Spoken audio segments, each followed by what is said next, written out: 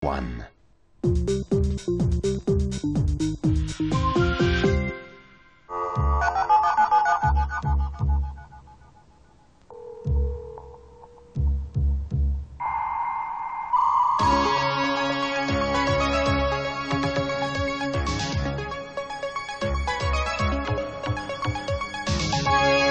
This week on the Computer Chronicles, Cyber Art. We'll show you some virtual art museums on the net. We'll show you how to create your own works of art with the latest version of CorelDRAW. And you can even get into the world of 3D design with this new program called Detailer. And if you're into animation, we'll show you how to do that on your PC with a new program called 3D Studio Max. Plus a visit to a digital art show and some performance art that blends people and computers. All this plus Giles Online, this week's computer news, my pick of the week, coming up next on the Computer Chronicles.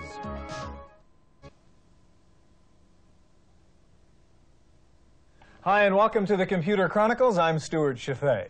Well, what would a Leonardo da Vinci or a Michelangelo think if they could just see today's computer technologies that's being used in the world of art? It's hard to imagine. Computers and the internet have had an immense effect on art, artists, and art appreciation. And I guess, Linda, that's the area I want to talk to you about. You run an art gallery, a real one and a virtual one online. There is so much stuff on the net now dealing with art in which we can visit galleries and museums. Where do you begin? I think the best place to start with the search engine such as Yahoo. And Yahoo I like using because it basically has everything indexed. So look for museums, look for galleries, and go, huh? Yeah. All right, now when it comes to museums, what's the best one you think to look at I think the Fine Arts Museum of San Francisco is the best one. And the reason it's the best one, it has the most stuff online. It's got 125,000 pieces of art in the museum, and 60,000 of them are online. So about half its collection has been scanned in and put Yeah. on their online museum. Yeah. And you have to realize, in comparison, a regular gallery will only have maybe 30 images online. So it's immense, really. It's really huge. Now, what's cool with this museum is you can actually do an unusual kind of search, which is an image search as opposed to a text search. How does that work? It basically goes in and searches images by color, textures. By artistic qualities rather than words. Rather than keywords. All right, so what are we looking at now? Japanese print collection? Yes, we've pulled up the Japanese print collection, and we pulled up 8 random images. Okay, and what we're going to do is we're going to click on one of these and go and search for example, this one. Okay, so if I like that one over there, I'd like to see other prints in the collection that are similar to that from a color point of view? Yes, and if we click on that, it will bring up images that are basically in the same color tones. And we see that's amazing. They're very similar there. All right, now there are tons of galleries on here, too, and you have your gallery online, don't you? Yes. Can we take a quick look at that? Sure. Now, is this all the stuff you would have in your gallery, or just some of it? At the moment, we've got about a third of our stuff on here. And what we do is, first of all, we have a little gallery where we have thumbnail sketches, and you can actually then go to larger images. Okay, so if I click on one of those, if I really liked one of those, to see a full-screen version of that? And it will bring up other ones they have, and we'll actually even pull up a full-screen version. And then I could sort of decide whether I want to come visit the real gallery and look at those paintings for... Have you sold any through your virtual gallery? We haven't sold any online, but we've had people who've seen us first online and came in and bought art, so it works for me. All right, now another thing that's really interesting is Sotheby's. You can actually go into Sotheby's auction and sort of pretend you're bidding for art. Is that true? Yeah, they have an interactive site where you go in and you can pretend you're part of an art auction and learn how to participate in an art auction, and then learn after how your bid compared to the real art auction. So let's take a look at this. So this is what, this Auction Adventures? Yes. So it's a kind of simulated art auction. It's not real. It's not real, but it's simulated. But I can learn how you do this kind of thing. Yes, it takes all the mystery out of it. Finally, there's a site I want you to show me where there's actual computer-generated art, guys who are using computers to create art. Could you quickly get that up? Yes, this is basically at the Scitex site, which has a digital gallery. And what they do is iris prints. Iris prints are prints that are scanned into the computer and printed.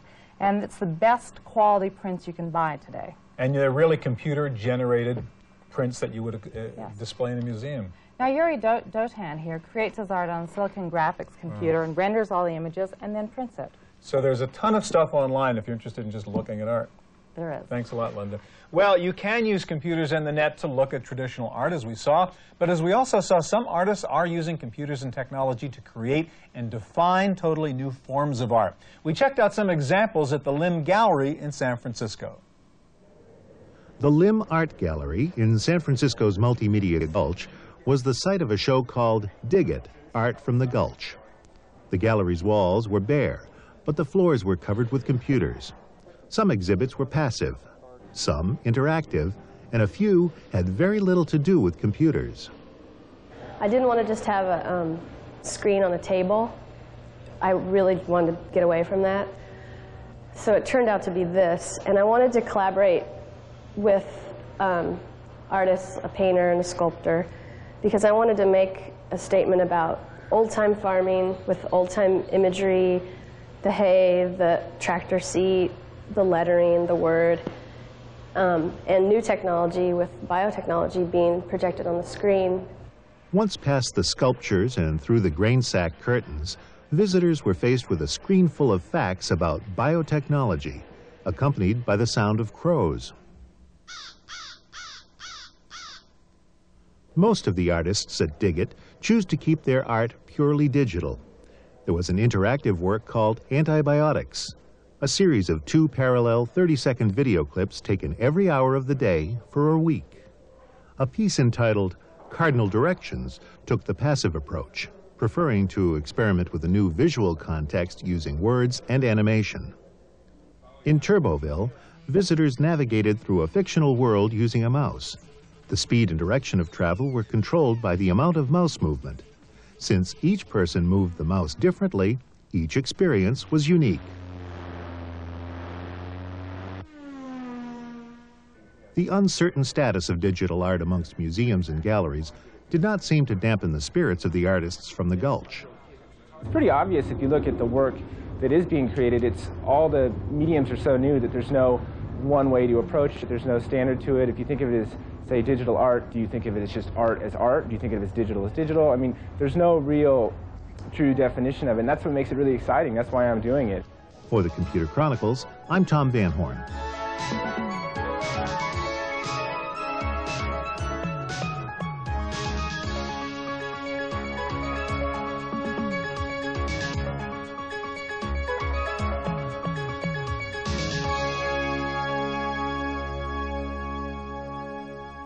When it comes to using the computer to create works of art, there have been some incredible advances over the past few years in the software. One example is the newest version of a classic, that's CorelDRAW, and we're up to version 7 right now, Leah.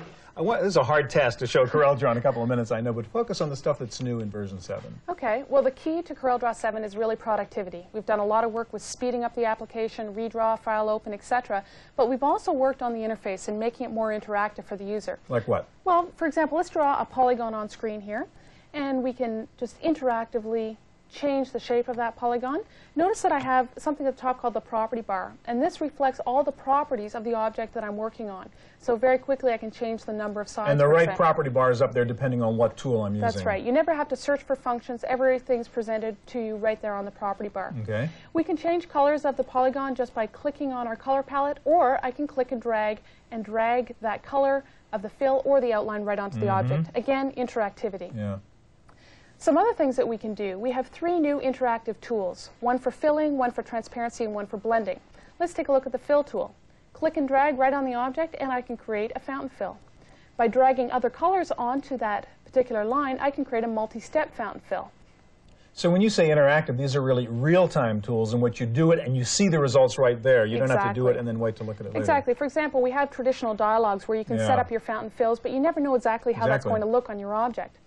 You can change the different kinds of fountain fills right on the property bar, or you can go to our scrapbook where we have pre-made fountain fills or other kinds of fills and drag and drop those directly onto the object.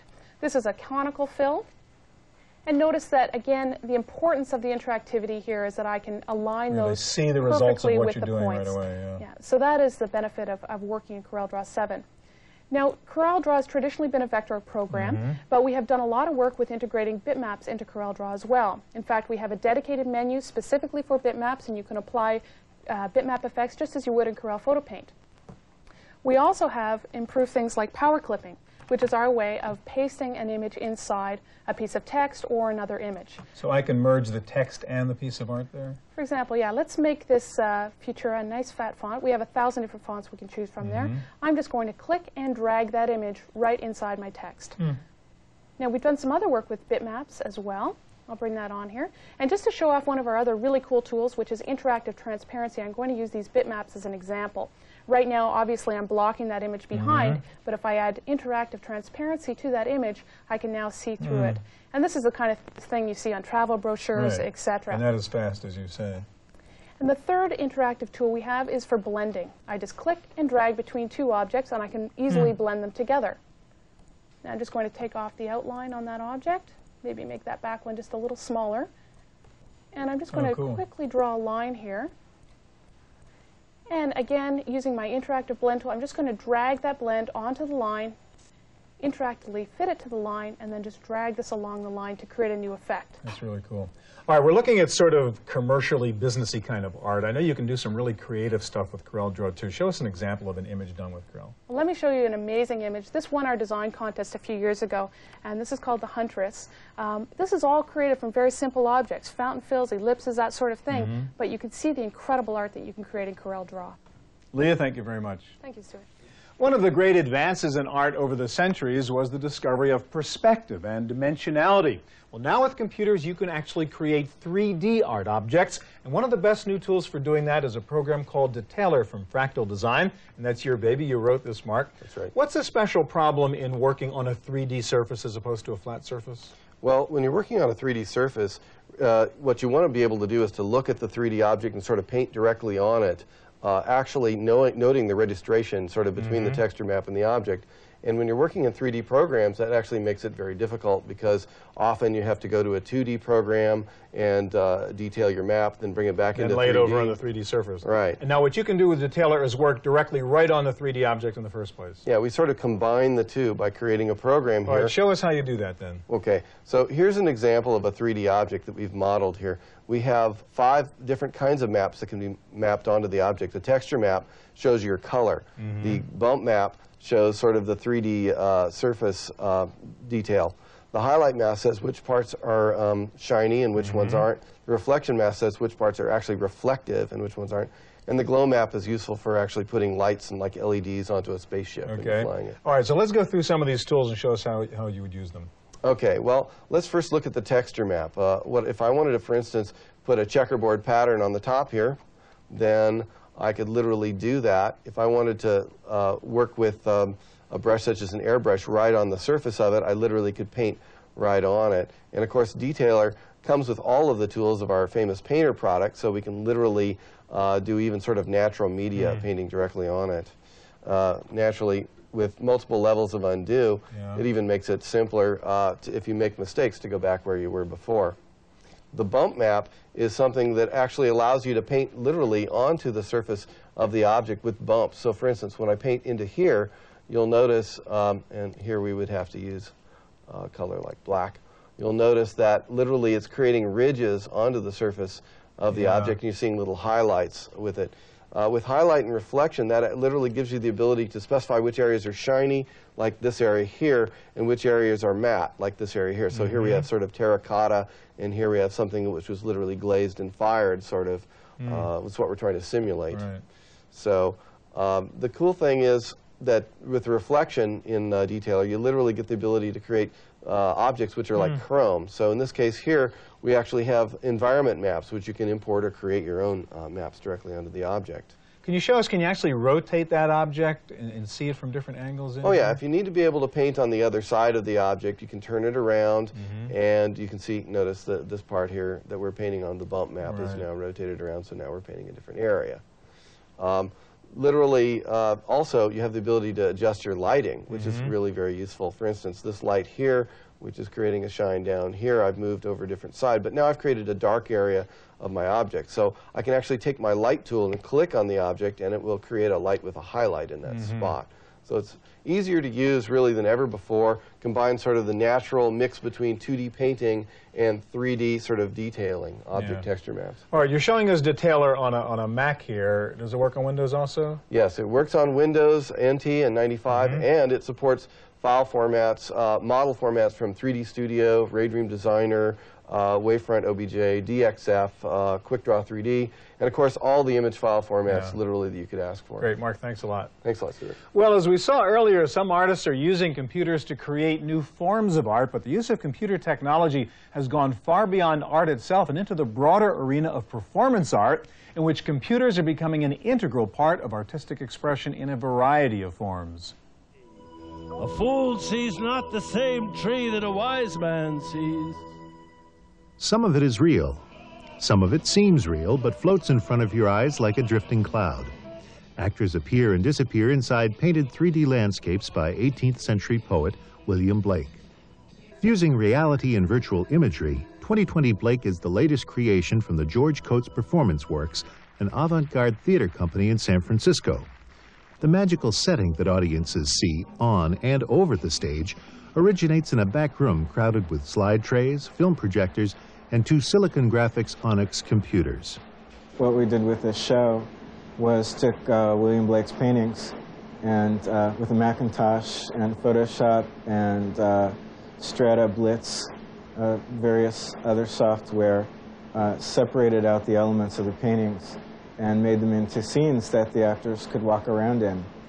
2020 Blake is based on William Blake's Marriage of Heaven and Hell, a poetic work filled with Blake's visions of spirits, angels, and the souls of the deceased. Over a dozen slide and film projectors illuminate an immense screen on stage with multiple layers of Blake's paintings. Computers provide the flames, birds, and other effects.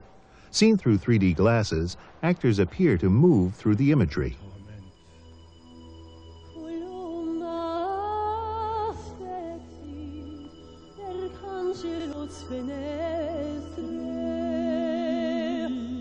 For the director, mixing a traditional craft with new technology calls for a careful balance of the two. Early on, the technology is ruling. In the first performances, as we're experimenting with these new tools, we ourselves are dazzled by what can happen, and maybe we go too far in the direction of saying, oh, how many bells and whistles can we get to go off here? What can it do? What can it do? Later, as we mature and begin to realize where the technology is helpful and where it isn't, we start to become a little bit more selective about how we use these tools. For the Computer Chronicles, I'm Tom Van Horn.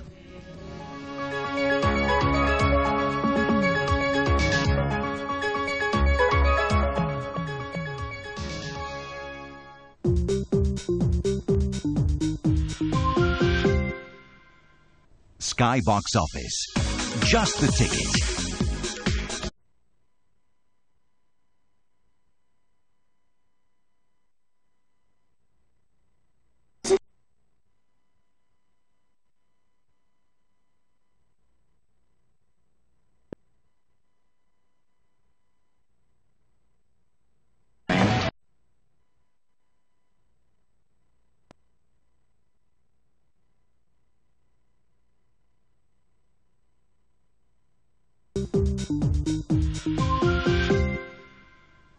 The ultimate artistic challenge for a computer is 3D animation, characters and objects which move.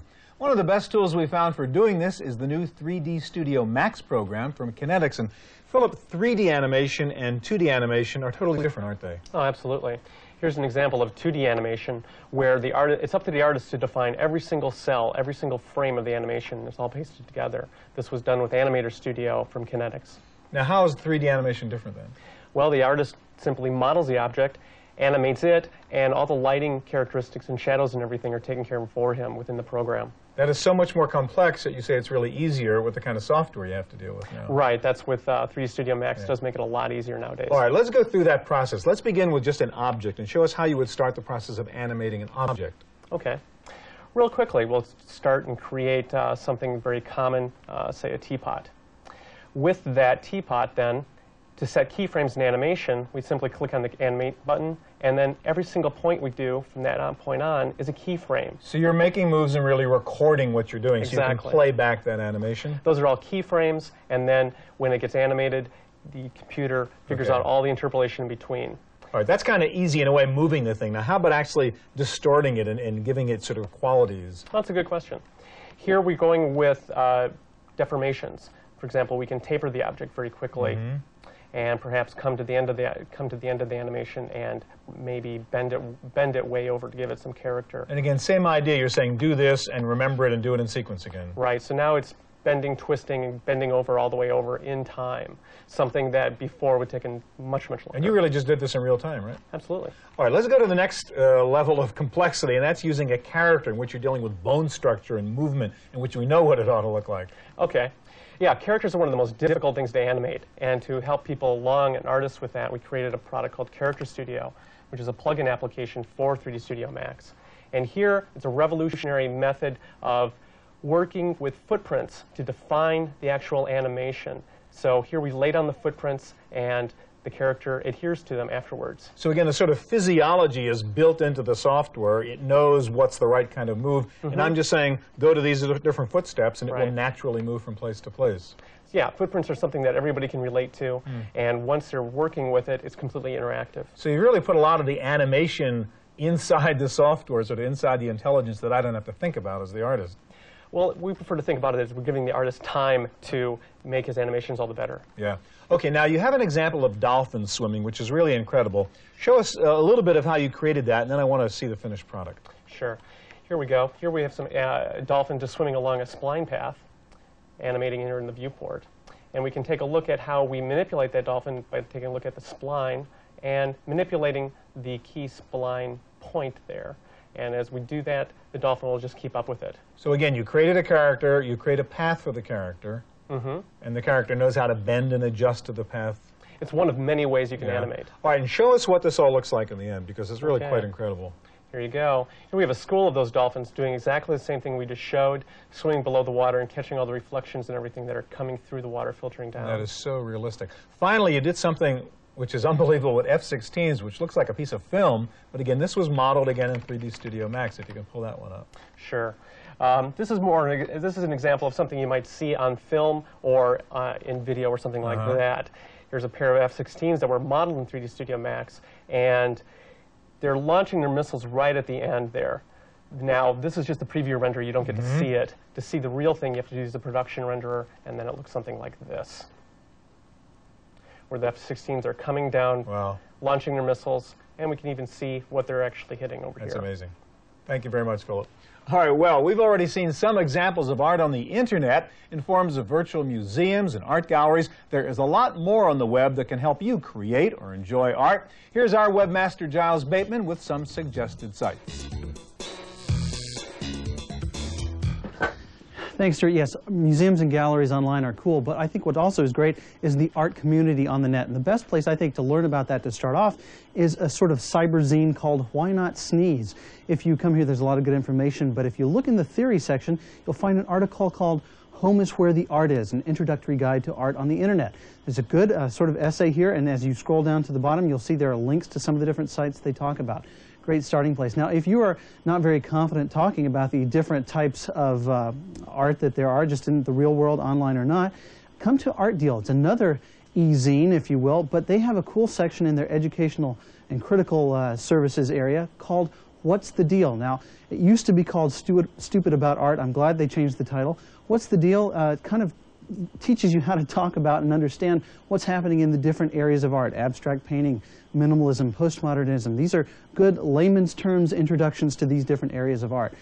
Last but not least, I recommend checking out the Cappella Sistina, as you know, the Sistine Chapel, the beautiful chapel painted by Michelangelo, Botticelli, Ghirlandaio, the different painters. Here, if you come to this website, you will find images from all over the entire chapel. So for instance, I'll go into scenes from the Genesis here. These are some of Michelangelo's paintings. And you can scroll down and actually click on different pictures to get full-blown JPEGs of the different things. This is pre-restoration, but what you can do is print them out like I do. Here I've got some here printed out, and you can take them up and paper your own ceiling. Now this week's Random Access and a special report on personal computing tips. Here are some of my favorite ways to speed up the use of Windows 95. The first is to make applications available very quickly. You'll notice that all these applications are right here on the Start menu. The way to put them there is simply to find them somewhere on your hard disk and drag and drop them onto the Start button. Once you've done that, The programs are right there. It's very easy to do. Another way to speed up word processing is an unexpected one. A lot of us navigate with arrow keys to go up and down and sideways within a document. You can speed that up quite a bit. Simply click on the Start button, select Settings and Control Panel, then double-click on the keyboard item. There's a thing here called repeat rate. By turning that up, I would just turn it up all the way, and clicking OK, you can really speed up that motion of the mouse pointer in your document. Look how fast it is now. Another thing that people struggle with is closing a bunch of applications for one reason or another. I'm going to open a bunch of documents and a few applications here. Minimize that. Get them all running. Notepad. Now here's how you can close them all very quickly. I'm simply going to go to Start and Shutdown, and click on Close All Programs log on as a different user. Click Yes. What I'm going to do is just log on as the same user again. And that's a good way to get rid of all those applications that are running and come back to a clean desktop. Those are some of my favorite tips for speeding up the use of Windows 95. And that's all the tips for today. Back to you, Stuart. We'll be back here again next week with more of the best in hardware, software, and the Internet. If you need more information on anything you saw on today's show, just check out our website at pctv.com. I'm Stuart Chaffee. We'll see you here next time.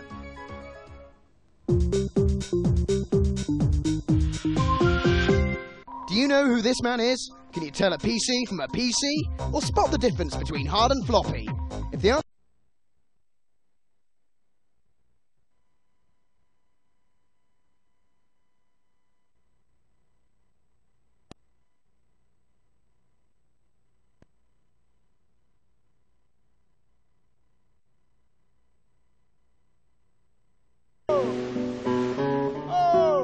There are many ways to communicate, but the simplest way is usually the most effective.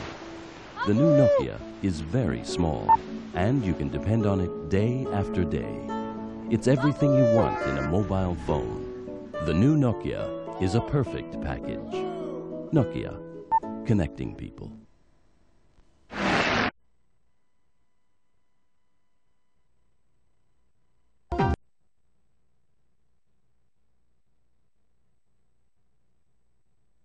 Throat. Now, I'm just not talking to you. New Beecham's Throat Plus lozenges.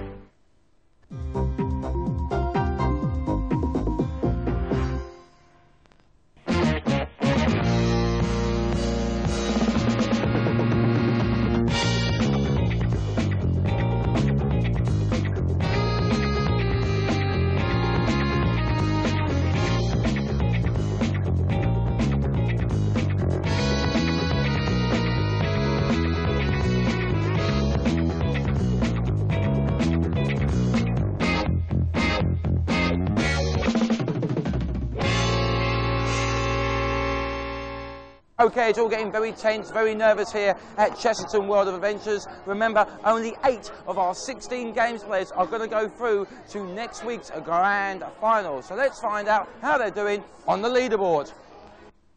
And here is the leaderboard. Spider, Crusher, Eagle, Joker, Killer, Stav, Maverick and Mr. Bridger. The top 5 are guaranteed to go through. Here is the bottom half of the leaderboard. Iceman, Rogue, Dragon, played 3, he's out. Psycho, played 3, he's out. Then we've got Destroyer, Gamesmaster, Bruiser and Rocket. So there we are. Time now for round 4.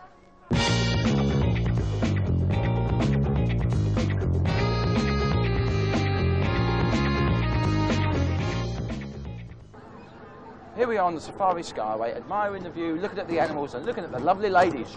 Oh, dearie me, missus. Anyway, next up and final time in this series, it's the rugby. Tell us about it, Ricky. He was really looking at the sea lions. He's a bit weird, that Andy Collins. Anyway, Jan Lomu's rugby, we all know the score. We saw it just before the break. I mean, do I need to tell you any more? I don't think I do. I'll give you a little poem instead. Rugby, it's really starting to bug me. Oh, Wordsworth must be shaking in his boots. Right, over to you, Sarah. Rugby starting to bug me.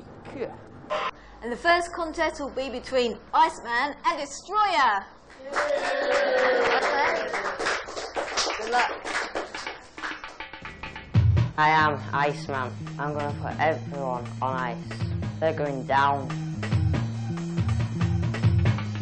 I am the Destroyer. I'm going to take everyone apart, just like Easy. I'm unbeatable. Here I go. Here we are in the pit. You could cut the tension with a knife. It's Destroyer versus Iceman, rugby style. Destroyer is playing South Africa, and the green strip's playing from right to left, and Iceman is playing the All Blacks, who are playing from left to right, and already the Iceman is putting on the pressure big time. This game is very important for both players. Both of them need a victory. If Iceman wins, he's guaranteed to be in the grand final in next week's show. Destroyer needs to win. If he wins, he has a slim chance that he might be in the grand final. Is that Rick? Yeah, it certainly is. I think it's a case of neither of these people can afford to lose, because if they do, they will be out. So here it goes. Destroyer certainly is now piling on the pressure. Iceman had the early pressure, but Destroyer's now really piling through, and that's a try! What a fantastic try there. He piled through the packs. Can he score the conversion and put 7 points on? No, he's missed the conversion, so at least Iceman still has a chance. Okay, just to let you know how they've been playing. Iceman started so well in this championships.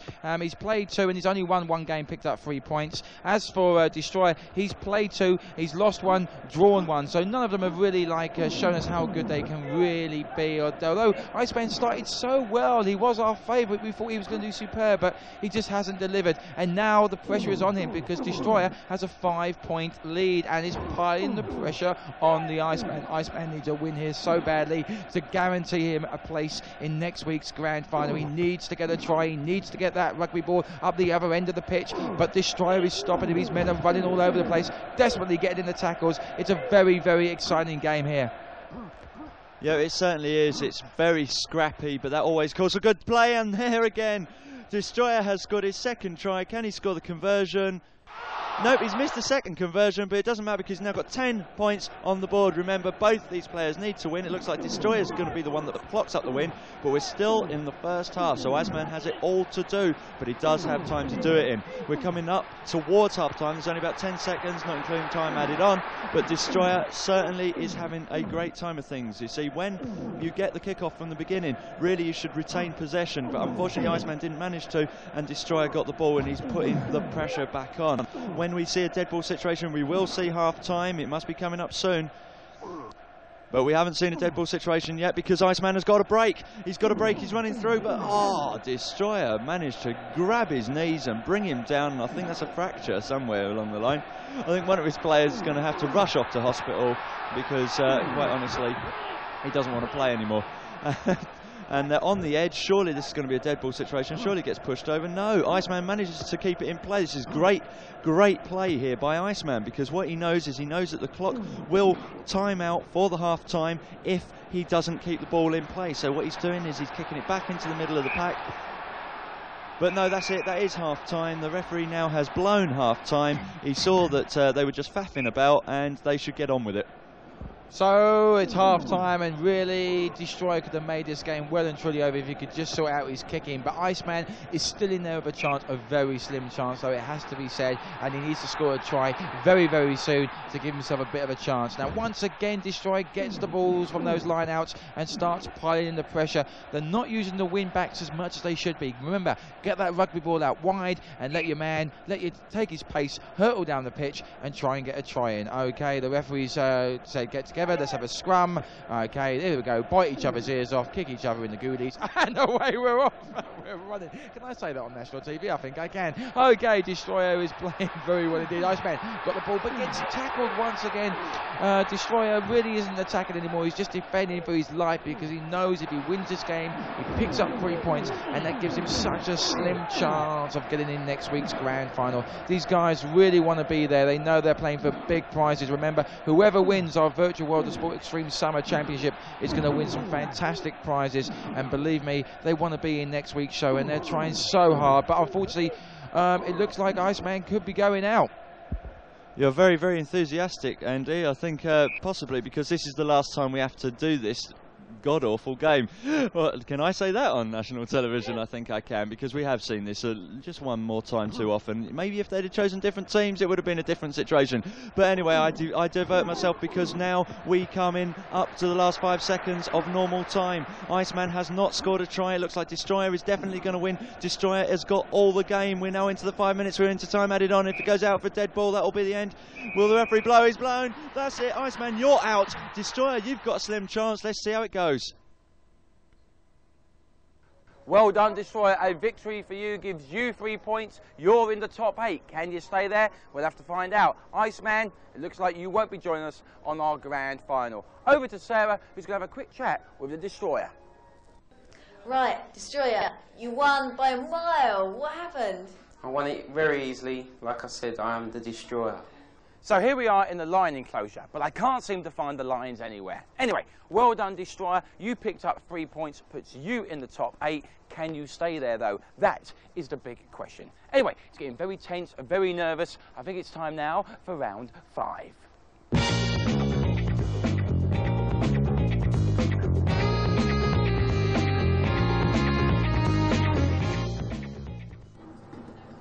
Rugby's really starting to bug. Ooh, you're starting to bug me, son. Right, hello everybody. Next game up is Cool Borders. Remember, down the hill on a bit of board, doing some stunts. Ricky, what stunts can they be doing?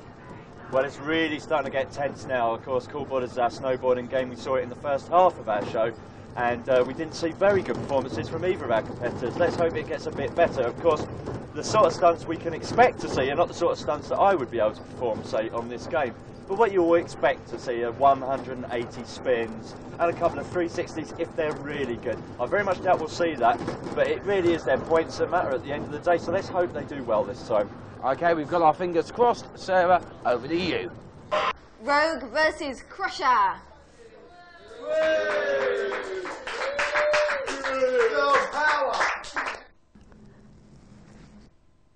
Hi, they call me Rogue. I'm the only girl that's representing, and I'm just going to prove to a lot of you that we can do it. Right, I'm off to kick some butt. I'm the Crusher.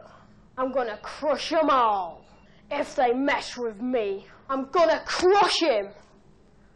So here we are in the pit, and there's Crusher looking very relaxed, and here's Rogue. The pressure is all on her. She's off and running. I do feel sorry for her because she's got to win, but she's playing against one of the best games players we've ever had on this show. It's Crusher. He's played 2, he's won 2, so really Rogue's got it all to do. She needs to impress her. She needs to score some serious points, and she's off to a good start, picking up the speed. We need some stunts, don't we, Ricky boy? Yep, certainly, because if Rogue wins this one, she's in the final. Whereas Crusher looks like he's already in the final, so I'm not so sure he cares. Maybe that's good for Rogue. Maybe that he'll drop a few little mistakes in there, because normally he's so good. But Rogue at the moment is going fairly well. She's actually she knows what the pressure is like. She's not going for any of the major stunts. She's absolutely ignoring them. All she's doing, she's going to get down this hill. She's going to get there safely and quickly. If she manages to do that, she knows she's going to get enough points to certainly put anybody into a situation where they'd have to have a great round to be able to beat her. So she's off and running, like you said, speed here. She's just getting down to the bottom of the circuit. Now we're coming up to the chalet now. This is where she can really do an impressive stunt and pick up some big points. So let's see what she can do. No, absolutely nothing at all. You're dead right. 53 points. That's pretty poor, really, on stunts. But she's just getting down there, getting the speed, and like you said, hopefully putting the pressure on Crusher. But I've got to tell you something. Crusher, he excels on pressure. He's not scared of anything. He's a fine games player, and really, Rogue has got it all to do. And we wish her the best of luck as she comes round now to Stonehenge. Now, getting through here quick would give her a good time and some good points. Can she do it? Oh, not a very good start. Straight into the first rock on the left. Weave your way through in the middle. That's it. Left. That's it. She got through there very well indeed, and she's hurtling down, and she's doing okay. She's doing well. She could make it. She could win this game. That would give her 3 points, and that would get her into the grand final. Here she goes underneath the bridge. There's the finish line, and here we go. Final spin. Well done, Rogue. A great score of 2,613. My hat's off to you. That was an amazing bit of game playing. Now, it's all getting very exciting, so let me just update you on the situation so far. Next up is Crusher. Now, if Crusher doesn't beat Rogue's score, then Rogue goes through to next week's grand final. But if Crusher does beat Rogue's score, then Rogue is out, she's down, she's dusted. Thank you, you tried, but you failed miserably. So it's all getting very, very, very exciting. We'll see you lot after the break.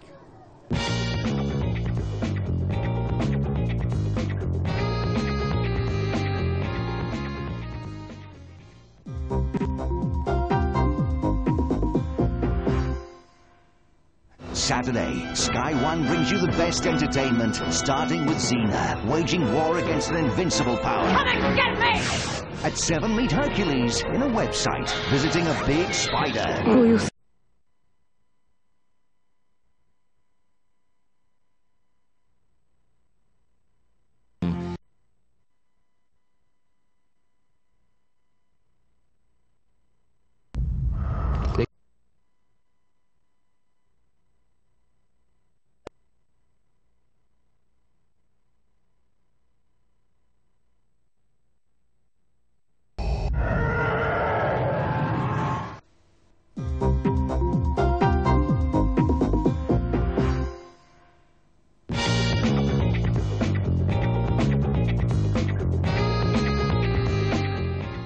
Welcome back everybody to Virtual World of Sport Extreme Part 4. Now all the female viewers are holding their breath. Can Rogue do it? Is she through to the grand final? It's all down to Crusher. Crusher, all you have to do is beat her score and the female contestant is out of here. So, Crusher, over to you. So, Rogue hands over the console to Crusher. Let's see what he can do. Now, let me tell you something. This man is defending his title. Spider has already played 3 games and picked up 9 points. Crusher knows that if he wins this game, he also picks up 9 points. He's already guaranteed to go through to the final. He's playing for pride, really. This man is not going to give Rogue an easy ride. And there's a good stunt, 205 points to put him straight back in there into contention.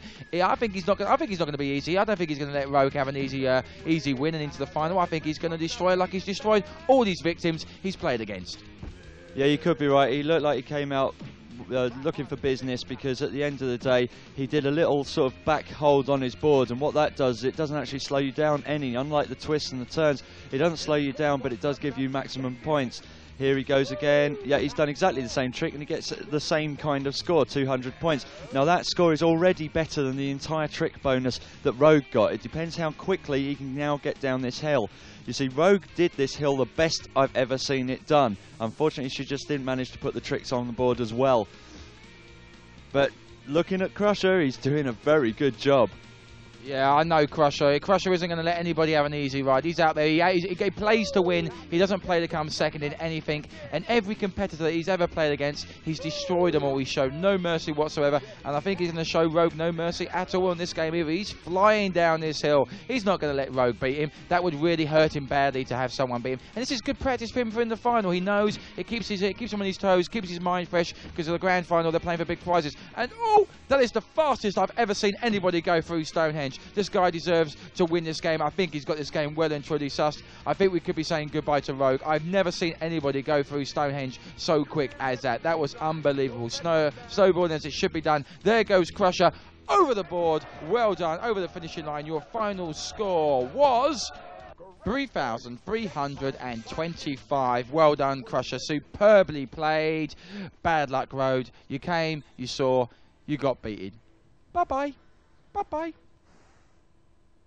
That is how Core Borders is meant to be played. Well done, Crusher. You pick up 3 points. That puts you on the top of our leaderboard. Rogue, bye-bye. Sarah, have a quick chat with Crusher. Second round, 2 in a row, snowboarding and rugby. Tell me how you won the snowboarding. It was against Rogue and she was good, but of course not good enough to beat me. You surely are the best. It's the final game of tonight's show, and for our 2 competitors, there's lots of points to be played for. So let's get on with round 6.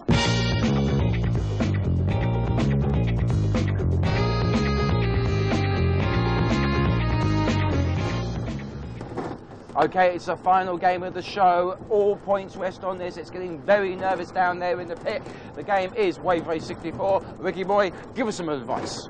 Yeah, Wave Race 64 is our jet skiing game. It's the game where they go individually around the same track, avoiding the boys and getting the best time possible. If our competitors can't do it by now, then they don't deserve to go through to our grand final. But if our competitors can rack up those good scores, they've got every chance of actually getting there. And I'll tell you, I'm really looking forward to the grand final myself. Yep, we're all on our edge of our seats with excitement. Sarah, over to you. Now it's Maverick versus the Games Master.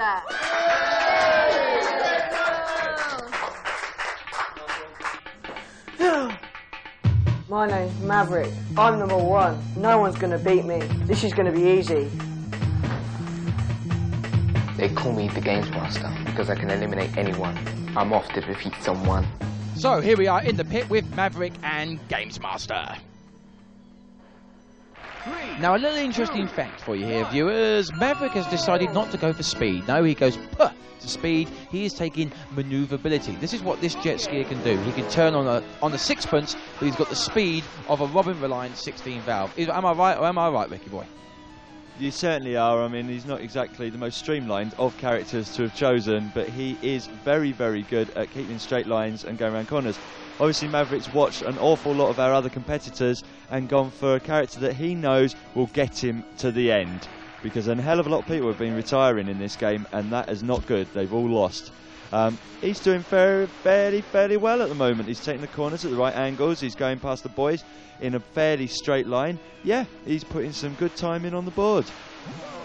And just as you say that, he comes flying off his jet ski. Timing is impeccable as always there, Ricky boy. Yes, it is big boy Barry on a jet ski. I know it looks like him. He's bright, he's yellow, and he's big. And he's on the beach. No, right, son, say hello to your girlfriend there on the beach. That's it. Now get back in the water and get going. It was going quite well for Maverick until then, until Ricky said the kiss of death and he went flying into that boy.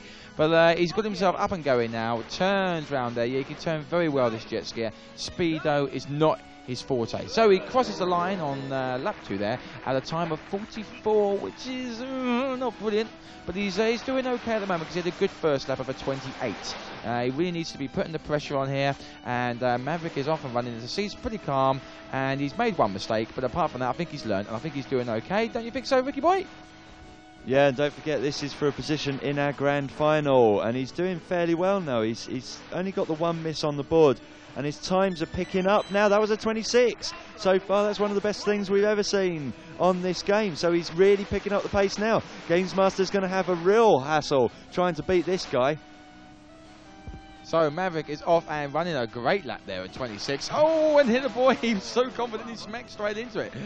2 crosses up on the bar, but still plenty of time. He's got 3 crosses left before he even thinks about retiring, and he's putting the pressure on here as he crosses the line. His time is 2 minutes 8, and that was a 28 lap, which is not too bad at all. And now he's on lap 5, round there nice and tight. Get yourself in a straight line, because if you stay straight on this lap, you'll miss all the boys. There's no need to wiggle, and that's what happens. We've seen other competitors wiggle too much, completely miss the boy, and have paid for it dearly now as he comes around here. There's the start line. Over he goes.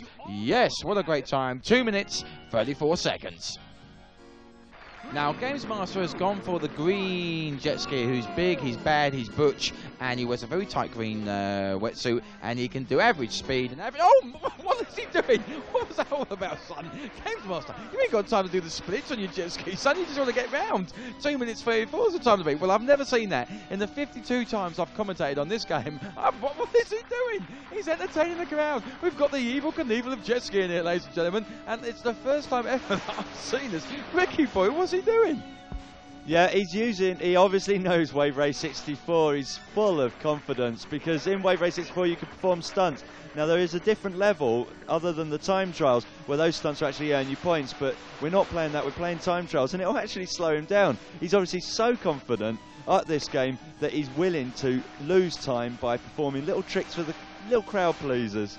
I think Games Master has been down in the pit a little bit too long, and he's found out where we keep the cooking cherry, and I think he's had a little bit too many there, and he's doing stunts. What's he going to do? Handstand with the splits? Well, I've never seen anybody do that before, especially on the jet ski when they're doing, well, a lot of speed, really. And he's round the corner. I'm lost for words. I've never seen that before. I'm impressed. What's his times? Well, his times are 31 and 27. Not bad at all, and he's really putting on the pressure here, and Maverick must be absolutely quaking in his boots, really, because Maverick couldn't do any stunts, and Games Master is flying round. round. Misses that boy ever so well. Gets round there nice and tight. Round the red one. That's it. Go on, give us a stunt, Games Master. Go on, you've got us in your palm of your hand. Impress us with some flashy stunts, some aerial combat that you're going to do. Right, here we go. Round the corner. And I think Games Master's playing with us, ladies and gentlemen. I think Games Master is a very cocky young man. He knows that he's got this game well and truly sussed. Yeah, as Games Master knows, he had to win this game to definitely get into the final. He's looked at the leaderboard. This is the last game of our heats, and it looks like Games Master's going to take it. He's into his last lap. Oh, there we go. Nice little crowd-pleasing move. He's just absolutely cruising now. He got a 25. I think that's the best lap we've ever seen on this entire series. Absolutely incredible play here from Games Master, performing stunts. He's going at a breakneck speed. I cannot see Maverick actually winning this game unless Games Master suddenly just goes absolutely crazy. Here we come. We're coming up to the end. And here comes Games Master over the line now. Great time of 2 minutes 21 and impressive with the stunts, sir. So here are the top 8 that will be joining us in next week's show. They are Crusher, Spider, Eagle, Joker, Killer, Stav, Maverick and Games Master. Now the bottom 8 won't be joining us. Final positions were determined by their score on call borders, and right at the bottom of the scoreboard there is Rocket. One of those 8 will be crowned Virtual World of Sport Extreme Summer Champion and will win the Big Star Prize. So from everybody here at Chesterton and from me, Andy Collins, see ya.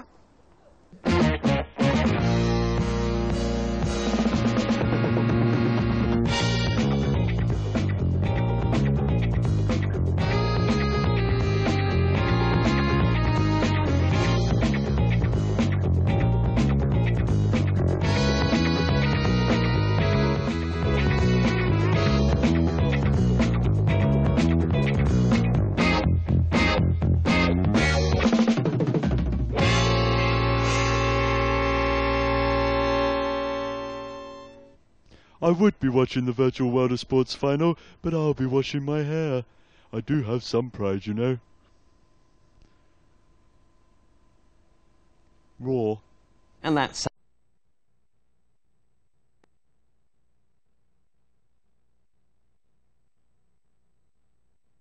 brings our programmes to a close here on the Computer Channel, but we will be back tomorrow between 6 and 8 as ever. And don't forget, our website never closes. The address www.computerchannel.co.uk. It's a great site and it means you can contact us anytime you want. I'm Will Hannon and we'll see you tomorrow. Bye for now.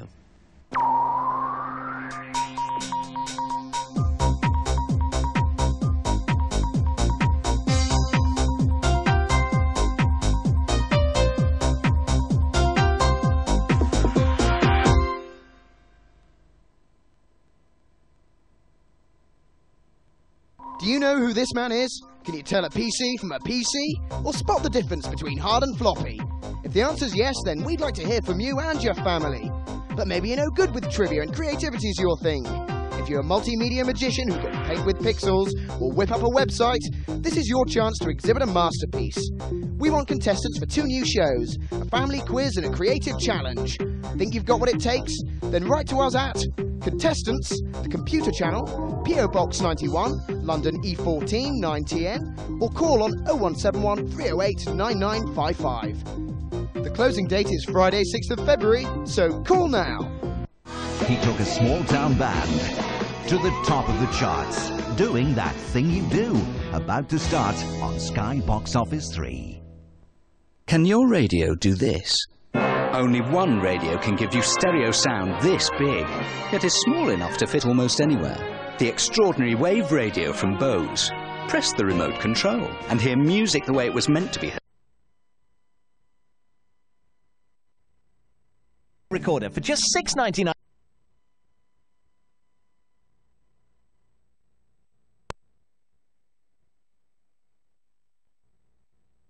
Friends starring Cameron Diaz and Jennifer Aniston. She's the One. William Hurt, Andy McDowell, and John Travolta as Michael. The Little Green Men are here. Jack Nicholson, Pierce Brosnan, Mars Attacks. February on Sky Box Office. Just the ticket. Welcome to Sky Box Office 4. In just a few minutes, we'll present tonight's feature. But right now, a preview of coming attractions. They were past American presidents. We can attempt some semblance of civility, can't we? Bitter rivals. God, that felt good. Who must put politics aside. Somebody wants us dead. When they find out we're not, they're going to come looking for us. To preserve, protect and defend... Nice going, Mario. Shut up. ...the dignity of their office.